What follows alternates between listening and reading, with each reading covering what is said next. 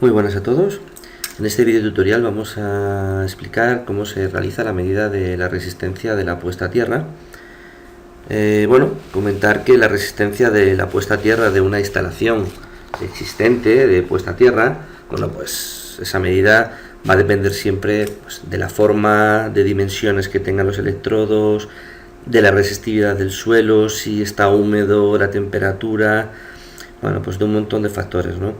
Entonces, realmente nosotros cuando tendremos que medir la resistencia de una puesta a tierra, intentaremos siempre que sea en una época en el que el terreno esté lo más seco posible, para que esos valores me den lo más elevados posible, y así cuando ese terreno esté más húmedo, esa resistencia será mucho mejor, ¿vale? Entonces siempre haremos esta medida cuando el terreno esté más seco.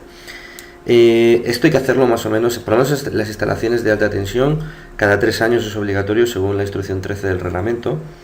Y para ello se utilizan unos telurómetros que realizan la medida, siempre con un electrodo auxiliar para inyección de corriente y otro para medida de la elevación del potencial que se provoca en el terreno debido a esta inyección de corriente, ¿no?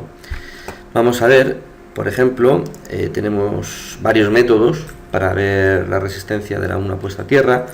Hay el método de los 2 puntos, está el método de los 3 puntos, está el método de la caída de tensión, que es el que vamos a explicar nosotros ahora.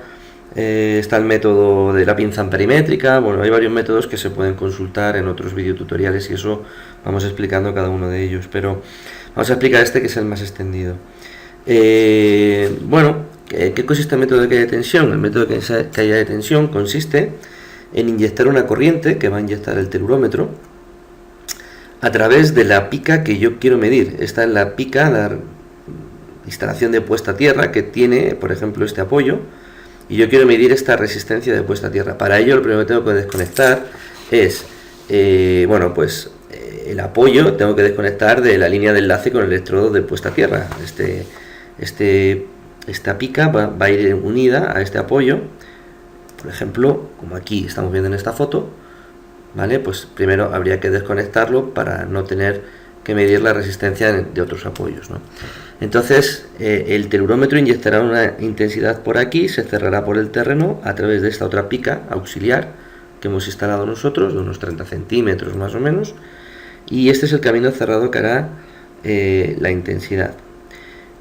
Vamos a medir la diferencia de potencial que existe entre este punto y este punto, que está situado fuera de las zonas de influencia de estos dos potenciales que crean el electrodo E y el electrodo HE.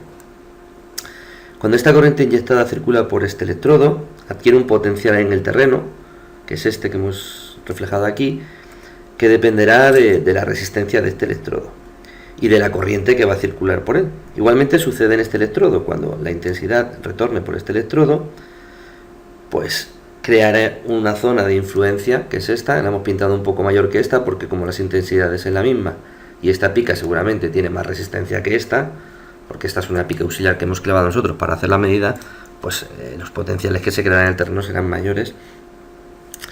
Y entonces, nosotros este electrodo S, que es el electrodo de medida de tensión, nosotros tendremos que colocarlo fuera de la influencia de estas dos picas, ¿vale? ¿Dónde está esa zona de influencia? Pues se considera, en este método se le conoce como la regla del 62%. ¿Qué es eso? Pues nos aconseja que si la distancia entre E y HE fuera D, una distancia D, pues esta pica la tenemos que poner a una distancia de 0,618 veces esa D, es decir, a más de la mitad de esa distancia hacia esta, ¿no? 0,618 D es lo que llamamos el 61,8%, ¿no? O la regla del 62%.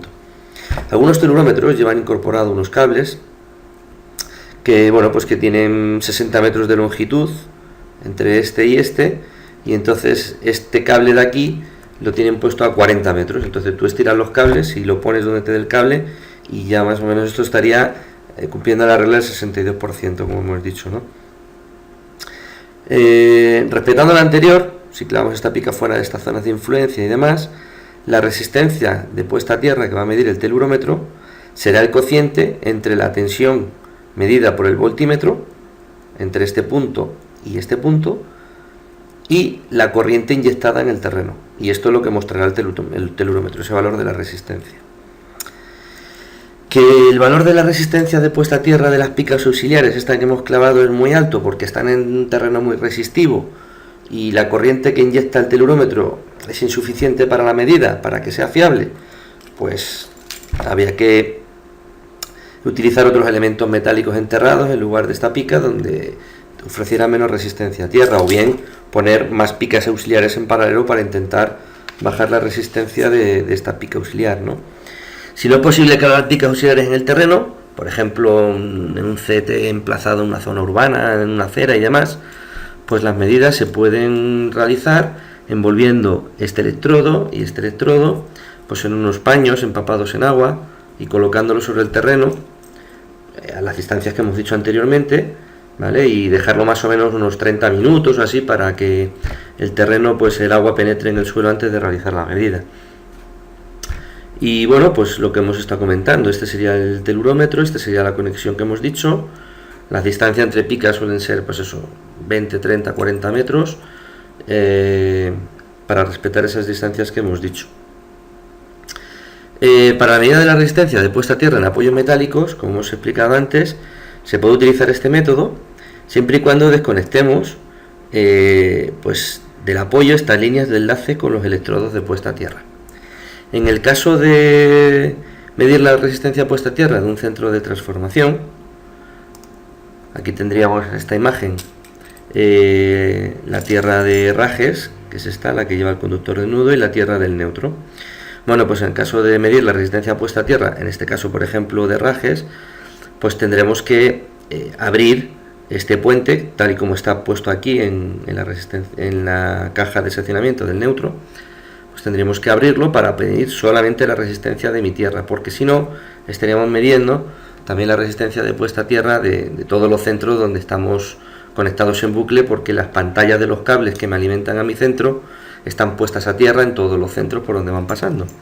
Entonces, bueno, pues habría que seccionar la caja de Rajes, y bueno, clavaríamos las picas como hemos dicho anteriormente y podemos utilizar el método que hemos dicho antes. Que bueno, cuando se realice con el seccionador de esta caja abierto, estamos haciendo la prueba de caja abierta, vamos a medir la resistencia a tierra de mi instalación. Y hay que tener especial cuidado porque en este momento pueden aparecer tensiones inducidas o transferidas a través de las pantallas de los conductores que me alimentan el centro de transformación. Por lo tanto, es aconsejable tomar precauciones, como si estuvieran trabajos en tensión, tener guantes aislantes, evitar tocar masas metálicas del centro, etcétera, etcétera, hasta que se realice la medida. Una vez que se haya realizado la medida, se volvería a cerrar este seccionador de esta caja seccionadora y bueno, pues ya una vez que esté cerrado ya podríamos considerar la instalación normal. Cuando conectemos las picas y tal aquí a esta toma de tierra, siempre lo deberíamos de hacer con el interruptor, con este seccionador cerrado, y cuando queramos hacer la prueba, abrirlo solamente para hacer la prueba y luego volverlo a cerrar. En el caso de medida de resistencia puesta a tierra de subestaciones, el método de potencial nos resulta muy apropiado, porque la instalación de tierras es muy grande, de muchas dimensiones, y la tensión de medida del voltímetro pues resulta muy pequeña. En estos casos se recomienda utilizar el método de inyección de alta corriente, no este. Bueno, ya como resumen, pues lo que hemos dicho. La medida hay que aislar los electrodos del conjunto de la instalación, la distancia de las picas que hemos dicho, la relación entre las distancias, la regla del 62%, y que la pica que está en el medio, que es la que se pone a la distancia de 0,618, pues que esté en potencial nulo fuera de la zona de influencia de estos electrodos.